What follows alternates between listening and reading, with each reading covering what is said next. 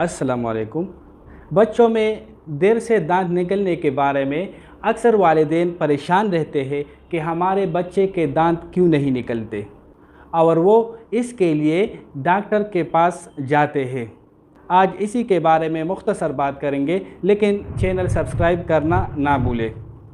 बच्चों में दांतों के निकलने का अमल 5 से 6 माह के उम्र में शुरू होता है, लेकिन कुछ बच्चों में दांतों के निकलने का अमल 1.5 साल तक लेट हो सकता है और इतना लेट होना नॉर्मल है, तो इसमें परेशानी की बात नहीं है।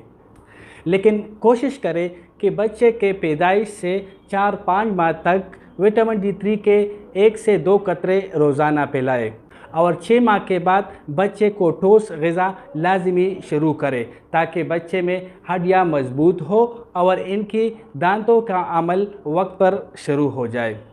शुक्रिया। अल्लाह हाफ़िज़।